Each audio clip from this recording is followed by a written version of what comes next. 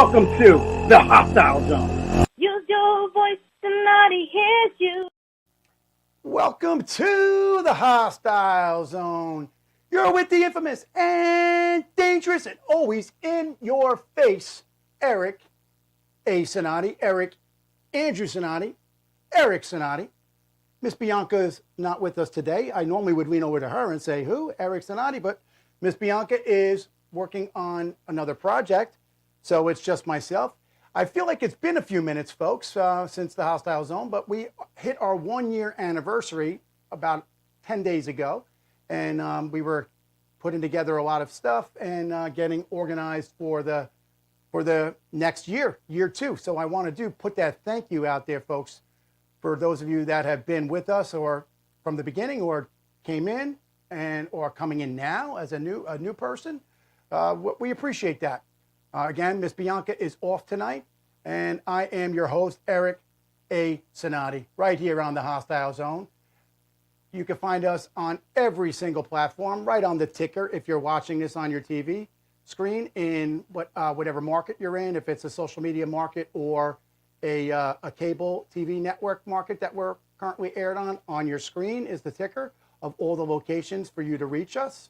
Also, it has the contact information, The Hostile Zone at bbstalkradio.com, The Hostile Zone at bbstalkradio.com, Eric Cinotti at bbstalkradio.com, Eric Cinotti at bbstalkradio.com, and Bianca Sea, S-E-A, like the ocean, at bbstalkradio.com, Bianca Sea, S-E-A, like the ocean, at bbstalkradio.com.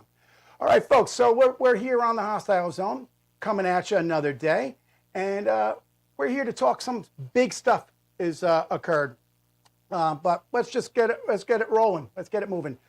Welcome here. Tonight we're going to tackle some concerning issues and in a concerning event that should be alarming to you, to me, to everybody, every American, and honestly, every person, I would say, in the free world that actually cares about what's going on geopolitically worldwide. For everybody, this is an event that definitely shook foundations across the world. The assassination attempt of the 45th President of the United States, current Republican nominee for president for a second term, President Donald J. Trump, formerly known as 45, maybe 47, who knows, but the assassination attempt, very, very big deal. Let me just put it out right away. I am very happy that he did not suffer any death, any major dismemberment or anything like that. So that is the good point to that. Unfortunately, other people did get hurt, and it's an attack on our liberty. It's an attack on everything that we stand for as Americans. This incident threatens the safety of every public figure, but also challenges the very fabric of the democracy of our nation. And, people look to us, folks, worldwide for what we're going to do in times of crisis, in times of laughter, in times of prosper, whatever time it is. People look at how America is going to handle it. How resilient are we? And we are a resilient nation. We are resilient people. We are a resilient nation. But people still look, and this is a problem. It shouldn't happen, ever. Who's at fault? I don't know. I'm not going to play conspiracy theory here today. We're not going to go conspiracy theory. We're just going to talk facts, and we're going to talk about where do we go from here. We're going to start off with my relevant quote of the day. Justice will not be served until those who are unaffected are as outraged as those who are. I'm going to say it again. Justice will not be served until those who are unaffected are as outraged as those who are affected. Benjamin Franklin, folks. Benjamin Franklin. Excellent quote. So here we are. Basically, the incident overview. Obviously, we know that we have, presidential election going on right now. I don't need to tell that to everybody. President Trump was in Butler, Pennsylvania, about a week ago, maybe 10 days or something like that. and he was giving a campaign speech, a planned campaign speech, which means that the Secret Service advance team was there. The Secret Service was there at the time of the event. The advance team was there. All law enforcement and public safety agencies coordinated prior to his arrival, or so it's supposed to be. Yet a 20-year-old man by the name of Thomas Matthew Crooks was identified as the shooter, and he was actually seen at the location with walking around, and it's on video, walking around with a backpack and using a rangefinder. Now, folks, if you don't know what a rangefinder is, if you're a hunter or a military person or somebody like that, you may understand this. And I don't know how many networks actually got into the specificity of what it is that we're talking about. A rangefinder is like a set of binoculars or whatever, but you're looking through it and you're actually getting the distance of where your target is, or whatever it is. I don't want to put a buzzword target, but whatever they're looking for, you can place how far distance you are from whatever you're looking at for purposes of hunting or whatever it is you're trying to do, measuring out the distance between locations. This should have been a problematic issue that we saw this video. It's been out there. I'm sure you've seen it. I've seen it. A lot of people have seen it. The rangefinder, this gentleman was walking around prior to the president coming out. He was looked at. People actually said that they were alerted to him and that they were looking at him and paying attention. How much they were paying attention, I don't know. But he managed to get shots off, and let's get into the details. So he open fired six minutes into President Trump giving his speech. So basically, the president came on to the stage, and within 6 minutes, the shooter, and that's the last time we're going to mention his name. I don't like to give anybody, that notoriety or that fame and whatever, because I just don't believe in that. So I mentioned his name and that's it. But within there, he fired 6 minutes after the president began his speech. There was one person killed and 2 seriously wounded people, as well as former President Trump was shot in the ear. And if you've seen any of the forensic recreations, the bullet literally, he turned his head to look at a teleprompter, or not a teleprompter, to look at a chart. He had a chart with statistics talking about, I don't know the specific, it might have been immigration or something of that, whatever he was talking about at that exact moment. And he glanced over to look at the numbers that were on the screen that he was referring to. At that moment when he turned his head, this individual fired a shot, and he turned his head and it just scraped through his ear, taking off a piece of his ear. He bled pretty bad. Other shots were fired and people were shot. One guy was a fire chief who was there, and he literally put his body on top of his family to protect them. What an honorable move. What a really, really honorable thing to do. And that move that the fire chief did saved the life of his family, ultimately giving his own life. So basically, the law enforcement perspective or response, local law enforcement initially did spot the individual that we named before, but they lost him in the crowd, or so they say. But the event was secured, but he disappeared in the crowd. Who knows? He ended up on top of a roof of a shed, which was about, I don't want to say 450 some odd feet or yards away or whatever. So let me get into some more of the details here. So what the ongoing really look is, what they're looking at is, how did this really happen? And it's been a week, so I don't need to get into the specificity of all the little details and the time frame, because you've watched the news. So you already know all that. I don't need to do that for you. We're not going to waste valuable airtime going through all of that. What we are going to talk about is not a conspiracy theory. We're going to talk about what actually occurred and the implications, and how this may affect things moving forward, and how this will change things, not just for this election, not just for the president, but everybody in this whole process with security and protecting public officials, not just in America, worldwide. So there obviously is questions about potential gaps in security and communications. Who was communicating with who, what was said. One of the other people they're worried about is that there'll be copycat attacks, or people similarly trying to do the same thing, or will it lead to more division in our country? Will it lead to more division and more violence in the street, and more violence to Americans, and more violence to public officials? Nobody really knows, but we all know that this did change the landscape tremendously. Now, the landscape has been changed tremendously since President Trump entered the race back in 2015 for the 2016 election. But it's never been the same since. Politics has been thrown up in the air, and a lot of changes have been made.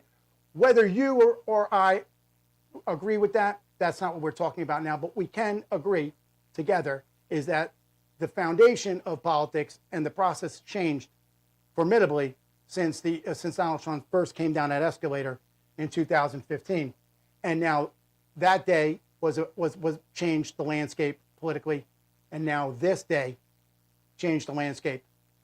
How many more landscape changes are we going to have? I don't know, but what's the reactions?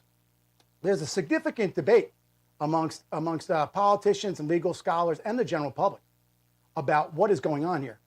Polls show a varied opinions on how this is going to play out in the justice system and who is going to be held accountable.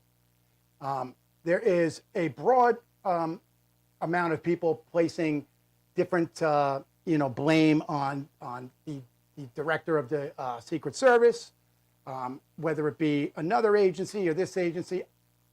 Everybody, I think, is culpable a little bit. Some more than others, but everybody has some culpability. Who is responsible for the security of the president at this day has some sort of culpability to what occurred here. Not to say that somebody did it on purpose.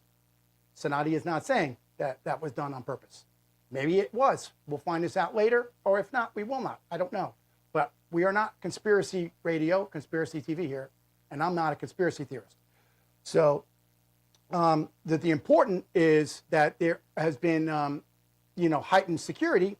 But the question I really ask myself is, how much security did they really have? Because I know that we had mentioned previously that Robert F. Kennedy had requested Secret Service protection. Now we know that he is a candidate. He's a third-party candidate for president, and historically, the rules are you are allowed to have protection when you reach a certain amount you put a request in. They can always waiver the rules, but the basic guidelines are where you stand in the polls and that sort of thing. But I would say, just based on Robert Kennedy's family and the history that his family has seen with assassination attempts, assassinations, and now with this, with Donald Trump's attempt, we have to look at how they are actually assessing where security is needed, where it's not needed, who requires it, and to what extent is it required.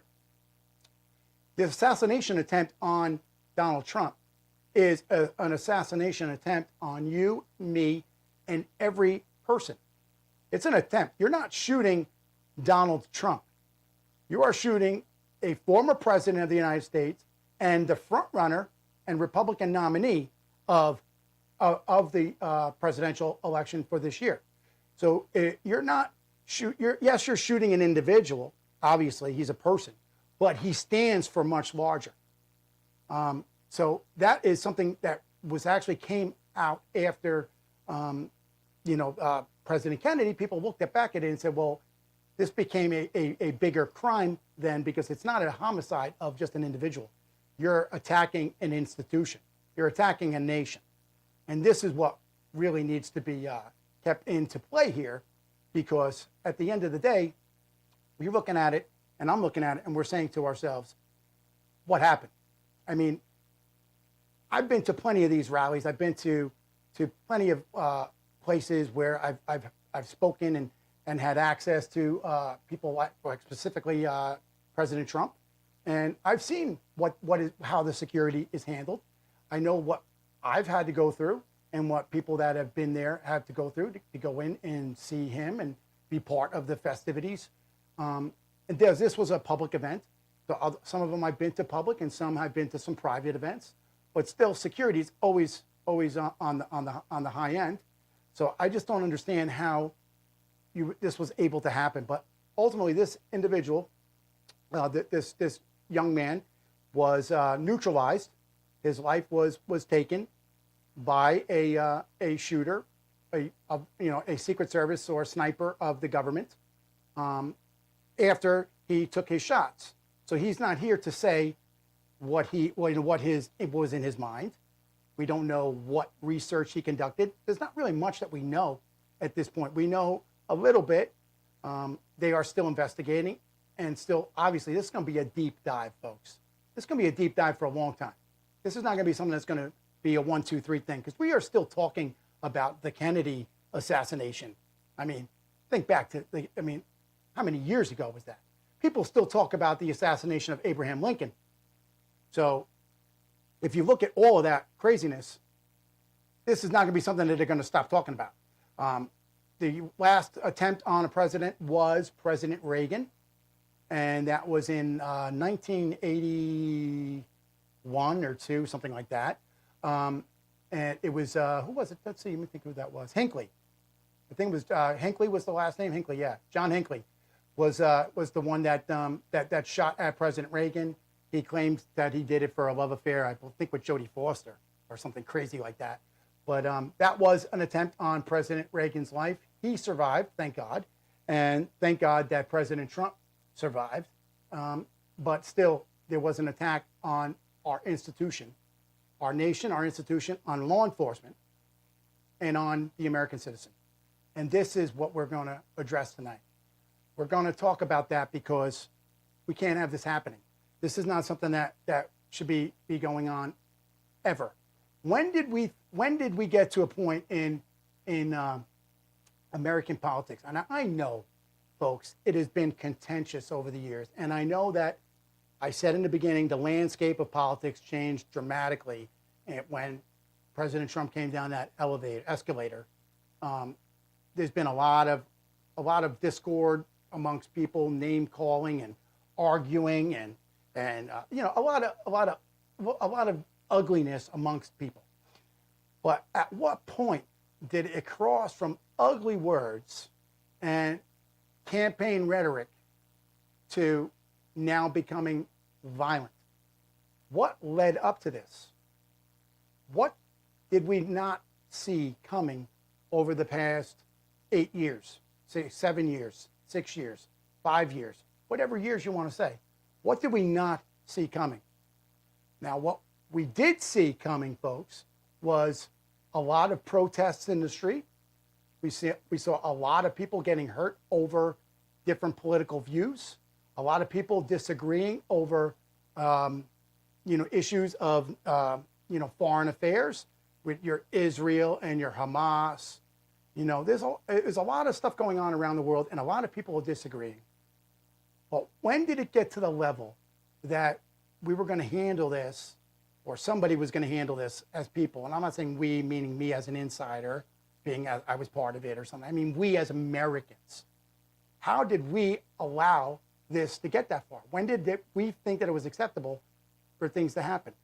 Now, if you look at the entire geopolitical positioning of this, you have to peel back and pull back that curtain and look and see that a lot of things have transpired over the last X amount of years. Maybe people said, whatever, a lone wolf shooter here, somebody did that, somebody did this, somebody assaulted a public official, or remember, I believe it was a Congresswoman, Maxine Waters, went out and said, if you see them at a gasoline station, if you see them out in public, get in their face, or something like that. Well, when did we get to the point that You want to get in somebody's face. And then we're taking the level of incitement to another level, to the level of now people are getting killed, getting hurt, and our whole institution is being attacked. Now, a lot of people are having all kinds of conspiracy theory about involvement of what nations were involved. Was CIA involved? Was CIA doing something behind the scenes? Or was the Iranian government involved? You know, everybody has a conspiracy theory. I don't have a conspiracy theory. I want to see facts. I want to hear from the individuals that were involved. I want to see testimony. I want to see what information they come up with in the long run. Now, we know that the Warren Commission was the commission that handled the investigation after the Kennedy assassination. And that took years to do that, just like we had the 9/11 Commission, which took years. So we're never going to get to the bottom of this. And if we do, it's going to be a long time. And what is going to be released to the public, who knows? I don't know. A lot of people said with Kennedy, there was potential CIA involvement. I don't buy into that. I don't want to believe that. I don't want to believe CIA was involved in this as well, or any other agencies. I do want an open, fair, transparent investigation, a transparent look at everything. Now, I know that they were attempting to get into the shooter's phone and see what other things he was doing, and there's a lot of speculation out there. There's a lot of speculation. So I'm not going to go down all of the speculation, because I'm not going to be that person to contribute to what happened and what didn't happen. And, he said, she said. We need to focus on what is important right now. We have a person dead. Several people were shot. People are traumatized. A former president and a top-tier front-runner candidate, front-runner. He's leading everybody in the race. So presumptively, he has a very good probability of winning again for another term. So that is what we should be focusing on. Because if it happened, we need to explore how. Maybe the why will be a long time. I agree on that. The why will probably be a long time if we ever do get a real why. But we can definitely agree as a group, Democrat, Republican, Independent, whatever you are, we can agree that not the why, but we can agree how is imperative right now. How? How did somebody get that close to a former president, or we'll just say president because they're president forever, former president, current president? How did somebody get, and a candidate, front-running candidate, how do you get to an event like that with weapon and climb on top of a shack and be able to pull all this off with a rangefinder and video of him walking around? You could see him on video scouting out the rooftop that he was going to climb on. Now, there is a lot of speculation to exactly how he got on the roof. There are people with video that took video of him climbing on, or crawling on the roof, I should say. So there's so much going on, and how much video we actually have and don't have, I don't really know, because even to this day, there's footage on Kennedy assassination that hasn't been viewed publicly. So who really knows? And again, the why is going to probably, you and I are never going to know the why. Some of us may find out the why, and whoever those people may find out are part of the inside group, and they are going to be under a security clearance, under a non-disclosure agreement, or whatever it may be. So they're not going to be able to tell you, and the government is going to give you the narrative that they're going to give you. And unfortunately, that's what we got to accept. I don't always agree with that, but that's just the way it is. There is a national security issue here. So The how is really important. The why, I'm very sure that they're doing a why, checking out why, but that's not going to be as discussed now as how. How do you get in there? Some people are saying his vehicle was parked like miles away, and some said that he dropped off the weapon and stuff prior to the rally, and then he came to the rally and picked it up. There's so many different people. There's people that were interviewed immediately following the shooting, and everybody seems to think that they know why and how, because everybody's an expert. But that's what you're not going to hear on this show, because I'm not going to proclaim to be an expert or somebody that knows emphatically and privately on how the intricate details of this incident occurred and how the presidential detail is handled. And whatever I might know about that is not for discussion here, because that's not the point. The point is, how did this happen, and what are we going to do to avoid this from ever happening again? And that really is the question at hand, is how and what are we as Americans and the law enforcement community and the national security community and the intelligence community, and that would include all of the alphabet agencies, CIA, DIA, NSA, FBI, the whole lot of them, Secret Service, everybody. Everybody needs to look at this. This is an intelligence failure. It's a law enforcement failure. It's a public safety failure. It's a failure at every level. And like I said in the beginning, culpability is not being directly pointed at any individual at this point, at least from me. And I'm not gonna report on that. Now, I do think that there are some serious questions that need to be asked and need to be discussed. But is that really what we need to be doing now? What we need to do right now is to make sure that this is not something that occurs again, and that the presidential candidate and all the candidates, all of them, and all public officials really, and all people that are going to be getting involved in the political process, elected or otherwise, that how are we going to protect that? Because when you attack, even like a police officer, when you assault a police officer, you kill a police officer or any government official, I'm just saying police, but it could be anybody, you're not assaulting or killing that person. Yes, you are. But you are also attacking an entire institution. And that is what we have to really focus on. It's the entire institution. How protected is everybody? How protected are all of the candidates? How protected are all the staff that work for the candidates? And what about all of the other politicians, elected officials, bureaucrats, public officials, everybody else within that group? How are they all safe? And who is protecting the protectors? Who's watching Big Brother? Who's Big Brother's Big Brother? Well, who's the protectors' protectors?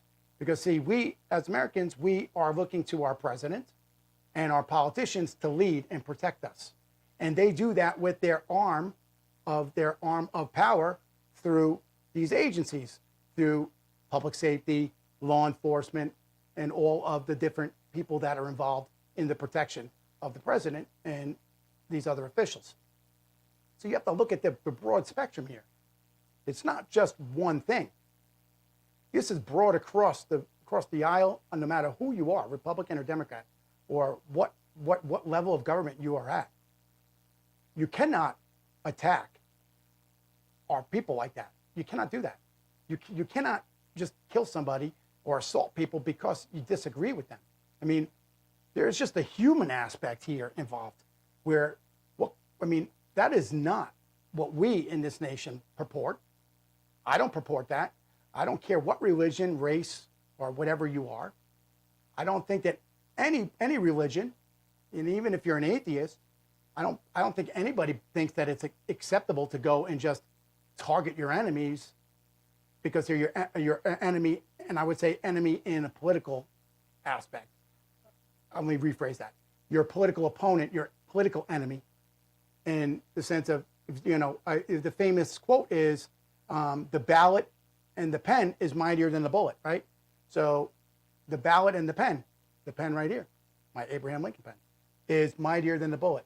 That is how things should be handled, not with taking out targets and shooting people and causing disruption.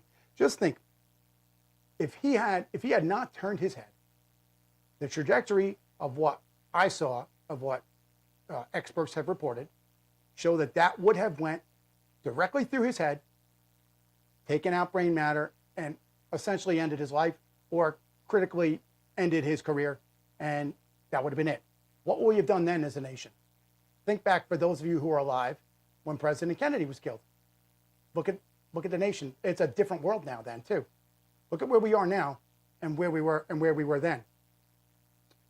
Yes, we had a lot of stuff going on with Russia and the Cuban Missile Crisis and all of that stuff, but that is not nearly as hot-bedded, geopolitically contested as the world is right now, with Iran, North Korea, Russia, Israel, Hamas, and Hezbollah, and the Houthis in Somalia, and Syria, ISIS, and everything else that's going on around the world.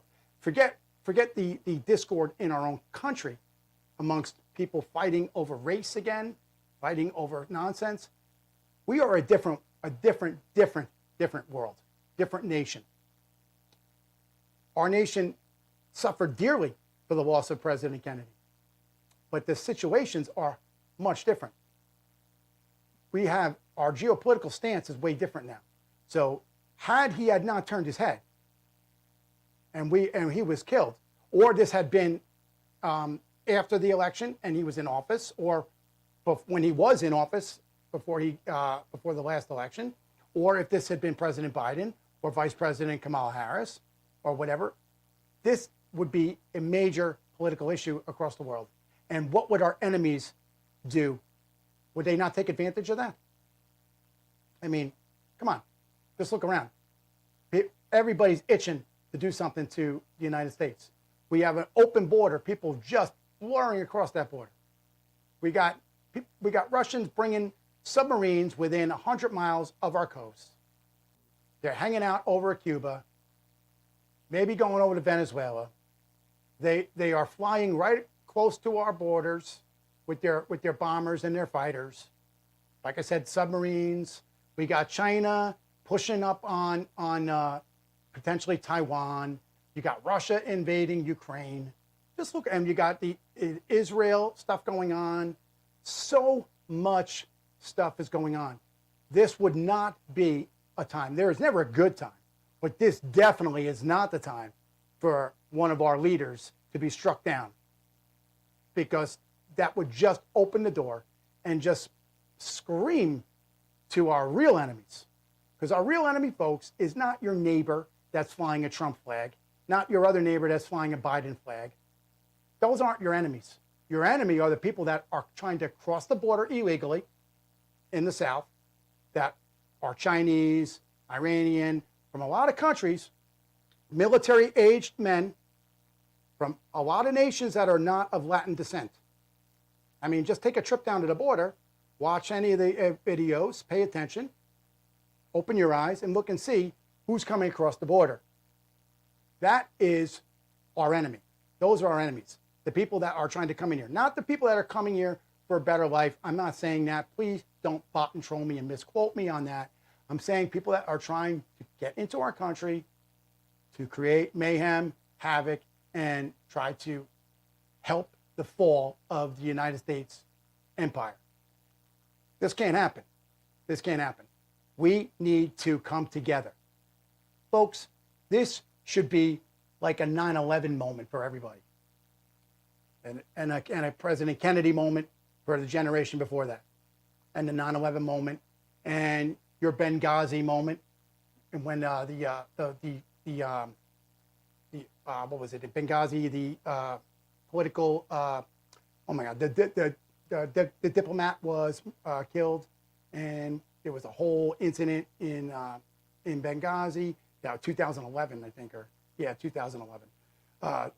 2011, and then we had that, and then we had COVID. We have so much stuff going on. We are a different world. Our eyes need to be open. We cannot be taking hits like this in every direction. So what do we do now? I know everybody wants to know why. I want to know why. I want to know how a 20-year-old gets to this spot to do this. How does anybody? But I'm not saying anything negative because he's 20, but he's 20 years old, folks. Where did this idea come into his head? And how did he? It's not like he just did some random stupid shooting like some people do, and they go and shoot up a school, they go and shoot up a public place, and do things like that where it, is really far less security, and it's just kind of randomly shooting people, maybe looking to target one person, but they're hitting a whole bunch of other people. We're talking about a strategically planned tactical mission of either bringing this weapon prior to the rally or sneaking it in during the rally, whatever happened, but getting on top of a roof, aligning his sights, and taking shots at a presidential candidate, a former president, potentially a future president. How do we get there? How do we get there, and how are we not going to have that happen again? I can't say it enough that this is just a question, and I'm not, again, saying that this is on purpose. I highly doubt that. I am not one to blame CIA on everything. I don't blame CIA on everything. I don't blame the NSA. I don't blame CIA, NSA, or any of these people. If there's involvement and if people are involved, then that'll come to light. If we're supposed to know about it, it'll come to light. I don't know. I don't think it did, but I'm not going to be the person to say that. I'm going to say, what are we, everybody, going to do? There was a thing right after 9/11. If you see something, say something. Now, unfortunately, I think that got really crazy over the years. If you see something, say something. The whole idea of that was if you saw a package or something odd, you reported it, because we couldn't allow people to come in and do the things that they were doing where they were able to commit a heinous act against our nation, like they did on 9/11. And I think that over the years led to a lot of people making calls on people and a lot of mass government data mining and intelligence gathering and constitutionally protected rights just watering away. At the time I'm going to be very, very open. I was for the Patriot Act, but I think as time went on, it kind of got a little out of hand. Yes, we need to have good intelligence. CIA, that's their job. CIA handles foreign intelligence. Their job is not to be operating within the confines of the United States. Their job is to gather. They are the Central Intelligence Agency. Their job is to gather intelligence on foreign actors outside the United States to ensure that no incidents occur inside the borders of the United States or to our embassies or to military, etc., overseas. Then inside the borders of the United States, FBI, Federal Bureau of Investigation, is charged with that, with handling the intelligence within the United States and American citizens. CIA does not investigate American citizens. That's not how the policy is supposed to be. That's not how the law is written. That's not how CIA operates. FBI's job is to do that. Now, I know that prior to 9/11, there was CIA and other agencies did not communicate well. The CIA is the basic central hub of intelligence for the United States. They basically are the main agency, but they're not in charge of it. There are a lot of the IC, the intelligence community, is a very large community of a lot of agencies, alphabet agencies, some of which you've never even heard of. After 9/11, they had the 9/11 Commission.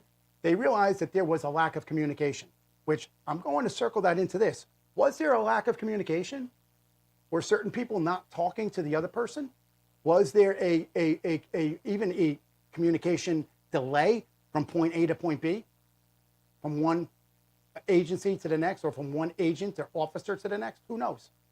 But after 9/11, the whole purpose of 9/11 Commission was to make sure that there was good intelligence sharing across the board of agencies. Now, of course, nobody wants to say, "Oh, the other person's intelligence is better than mine." So there's always those disputes with people over, well, we came up with this answer, you came up with that answer, and I'm not going to say that yours is better than mine. I don't know. That's all nonsense. At the end of the day, folks, the lives and the safety of our nation, our presidents, our public officials, our law enforcement, our public safety, and our citizens, and our way of life is in danger. Now, I'm not calling for the government to do mass surveillance. I'm not calling for any of that. I'm saying that we need to look at what specific failures occurred, and we need to address the individual failures. We need to what they call Monday morning quarterback this game. We need to look at this after the fact, go through all of the video, go through all audio, and you know what? Any text messages that were sent at that time, they should be looking at everything that they can look at and see what actually occurred so we can make sure it doesn't happen again. Pointing blame at somebody and getting in somebody's face and saying, this is this and this is not going to solve anything. Demanding resignations. I understand people are unhappy. I understand people want something done. I agree. But pointing fingers is not where we need to be right at this moment. Maybe later on when we're discussing the why, getting into why this happened. But the how is not a finger pointing and pointing the blame. Yes, you're looking at the blame, but you're not singling out and pointing. You're saying, what is the failure? We need to do an after-action report, a military AAR, after-action report. We need to do an AAR and look at the entire thing from beginning to end. And that includes the Secret Service advance team that goes out and they basically check the entire area and they prospect the areas of where potential rallies and speeches and any visits that the presidents and the high-level candidates are going to be. The advance team checks all that out, investigates all of the potential routes. There's several routes to drive to and from each location. They know several routes to the nearest hospital and all the things they need to do. They're coordinating with local law enforcement to get the little minor details and the intricacies of the locality that they're in. They're supposed to be working together. We have to do an after-action report. We have to go back and review everything. Before we point the blame and say that somebody did this on purpose, it's a targeted attack from CIA involvement, blah, blah, blah, et cetera, et cetera. No, we need to look at specifically what happened and look to see. It's all about the details. I forgot the name of the show. I wish Miss Bianca wouldn't know the show. It's a little older show, but it was like Just the Facts. I forgot who it was. If the producer remembers, jump in and yell me. What was the name of that show?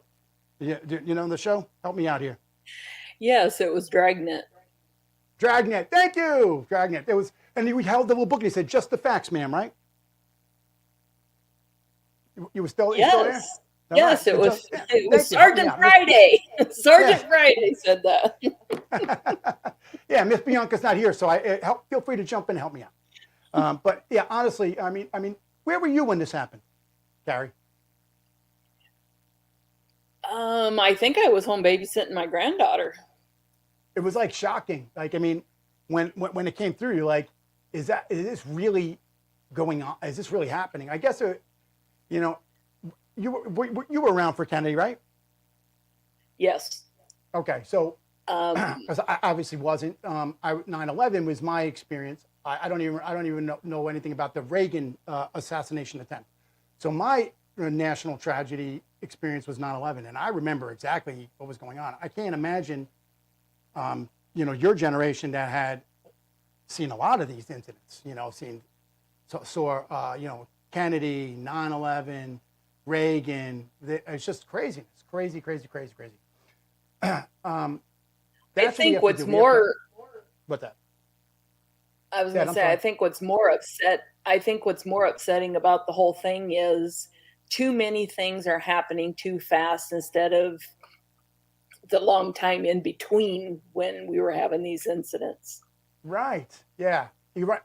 That is where I was kind of saying before. Thank you for getting that up and saying that. That's where I was leading. When did we as Americans know this? Because like you're saying, the frequency of things are occurring. And it's like we're almost putting blinders on, tunnel vision, and not seeing the broad picture.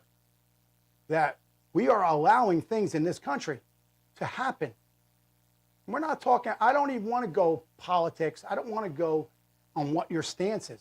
I just want you to look at the fabric and foundation of the United States and what we are and what we stand for and what we allow and what we allow now to what we used to not allow. And what we look with shock and awe, right? People have shock and awe. People are so desensitized to stuff just from the internet and from everybody having a cell phone camera, right? And people having war footage available everywhere. People are so desensitized to this stuff that does it really strike them hard when you hear this? I know it did for me, and so did 9/11 and a lot of other things that I've experienced. And I really am. I love this country, clearly, as you can tell from the set here. It hits me. It's like a dagger in the heart. I don't care if it was Trump or if it was Biden or if who it was. It's the American way of life. It's the American institution. And like you said, Carrie, the frequency of events are getting so rapid and so close to each other. It's like one after another. At what point do we say, what's going on? At what point do we wake up? And I'm not saying woke. I'm saying wake up and look at the dust, clear the dust out of your eyes, pick the potatoes out of your ears, pull the cobwebs out, and say, what is going on? What are we doing? What are we allowing? We cannot rely on government to protect everything all the time. You have to be vigilant. I say on every show, you have to have a 360, 365 mentality. You have to be hyper vigilant 365 days a year with a 360-degree radius of yourself, meaning your head is on a swivel at all times, every day. Because you know what? Terrorism and these people do not take a vacation day. You have to understand, everybody has to understand that we are the world's superpower. We are looked at by everybody in good times and in bad times. So a lot of people will be happy with the fall, and a lot of people will be unhappy with the fall. There is always somebody looking to hurt America 24 hours a day, 7 days a week. That is fact, folks. So you can't rely 24/7 on somebody guaranteeing your safety. I mean, the government does a great job. Trust me, they do a great job. They work very hard. I have a lot of years of experience in this area. And I can tell you from fact that when I was there, working in several agencies, we work hard to keep people safe. They continuously work hard to keep people safe. But they can't be everywhere all the time, especially when people are out there saying, I have a First Amendment right for this, a right for that, a right for that. Listen, I am all for the Constitution. I have several copies of them here on set with me. So you know that it's on the wall here, obviously. But there's a fine line you have to look at the broader sense of what's going on. They can't be everywhere at all times. And if they are, then they're too far in your home and in your bedroom. And nobody wants the government in their bedroom, tapping their phone, reading their emails. Nobody likes that. Nobody wants that. I don't want that, certainly. You don't want that. I'm sure Carrie doesn't want that. Nobody wants that. So at what peril do we as Americans, what do we say to each other? When do we say, okay, it's enough is enough? I mean, I don't want everybody snooping around everything, but at the same time, we do need an eye on I don't want to say the targets, an eye on our enemies at all times. There should have been, okay, thank you. There should have been there were several people there on scene. I'm not going to get into the specifics again, but we need to see what really transpired. It's going to be a long time. It's going to be a long time. I should not be counting on it. You shouldn't be counting on an answer today or tomorrow, because it's not going to happen, because we're still talking about Kennedy assassination. People are still talking about the Abraham Lincoln assassination. Did John Wilkes Booth actually shoot Lincoln, or did somebody else? Did other actors have something to do with it? I mean, bad actors. I'm not talking about actors. People, there was, you had the uprising in the South, and there was a lot of stuff going on at the time where a lot of people from the South were in Canada. There was a lot of questions. No one even can answer that to this day on what truly happened to Abraham Lincoln. We still don't know truly.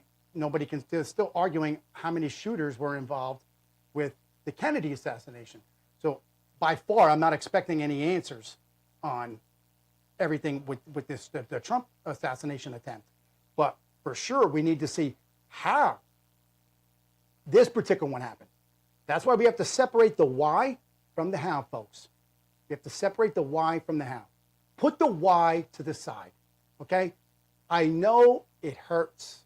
I know it makes you angry, no matter what side of the political spectrum you're on. It's an angry situation for everybody. But we need to put the why to the side and say how.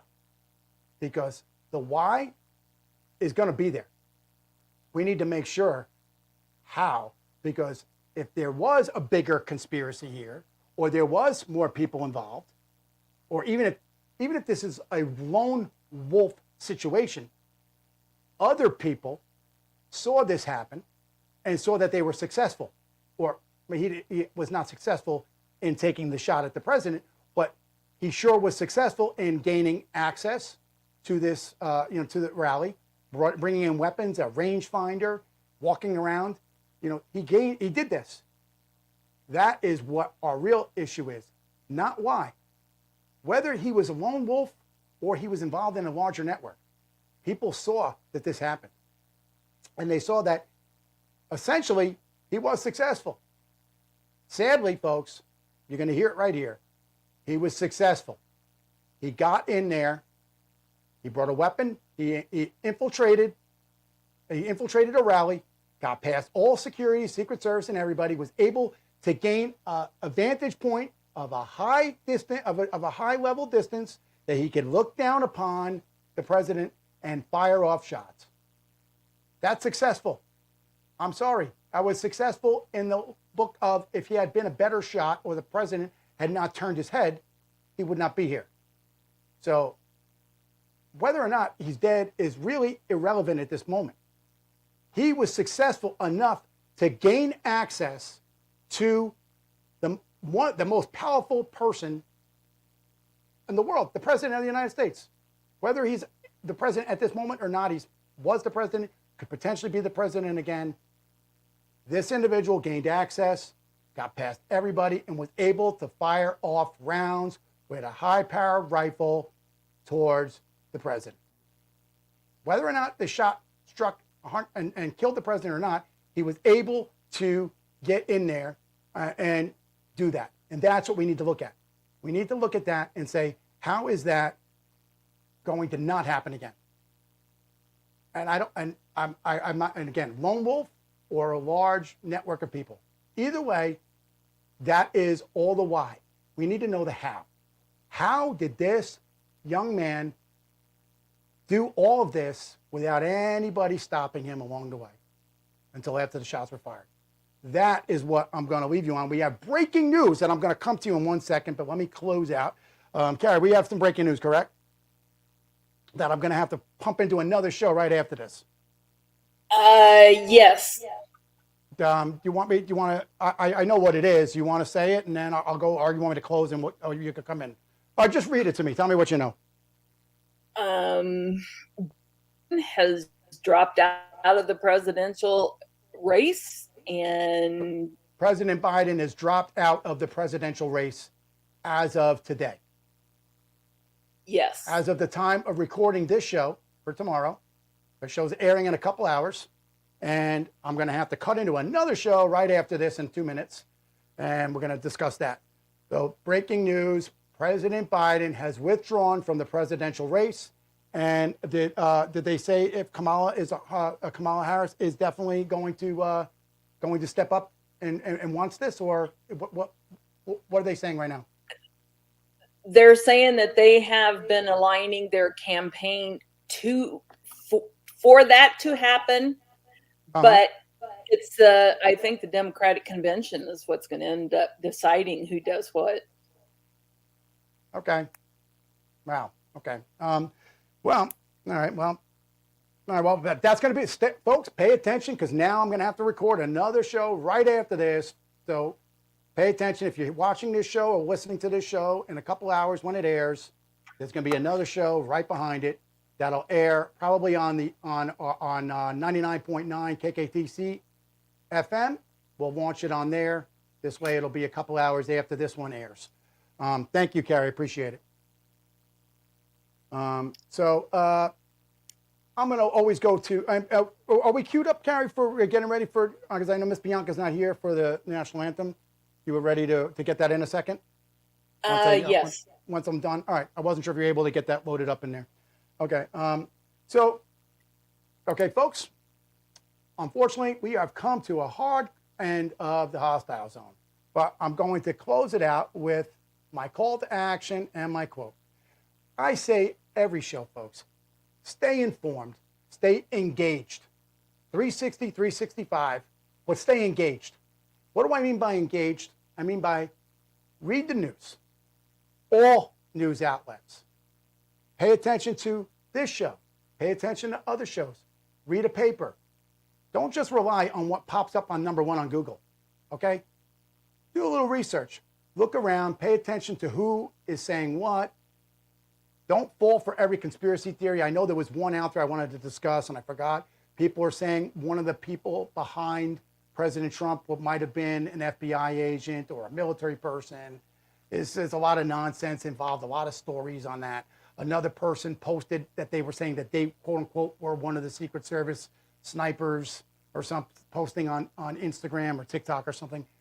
Don't pay attention to that stuff. Look for your news.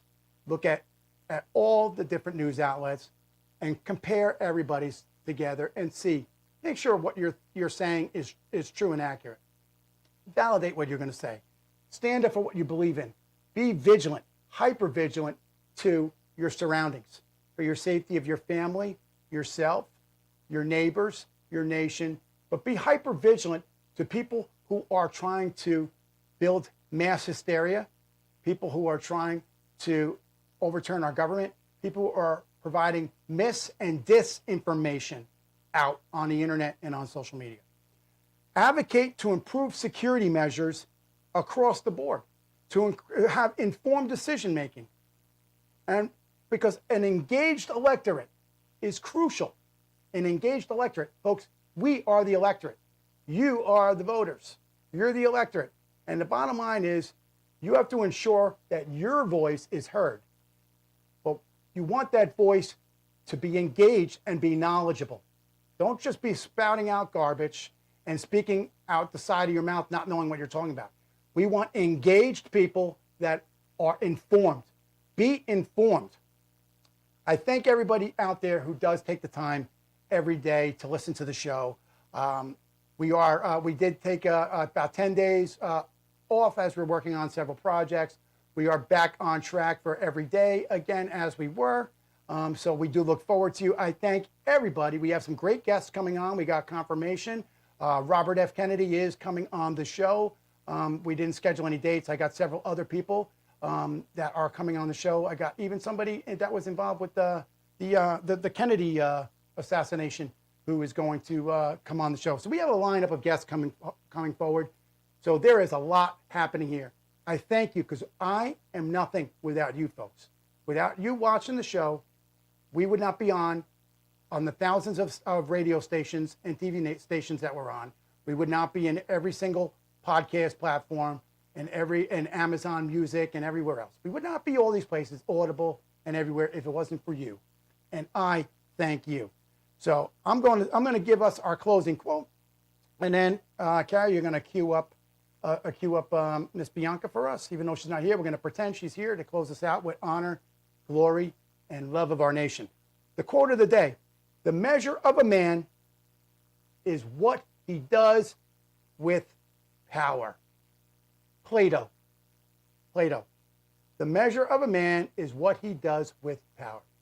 Folks, I'm Eric A. Cinotti from the Hostile Zone saying thank you for coming at me tonight. I'll be at you every night. Check us out on every single podcast platform. Check us out on social media. The Hostile Zone at bbstalkradio.com. Eric Cinotti at bbstalkradio.com. And Eric at ericandrewcinotti.com. Check out all the websites. We look forward to hearing from you. Carrie, let's bring it off to Miss Bianca. Use your voice, Cinotti hears you. Use your voice, let it be heard. Use your voice, Cinotti hears you. Use your voice. Thank you for listening to the Hostile Zone, because in Cinotti's Zone, I hear everything, everywhere. For everyone else, see you next Monday for more outrageous talk, where we pull back the curtain and hold no punches. From me to you, have a great week. And remember, everyone, treat others kind, treat your family kinder, and always love our country. That's right. Oh.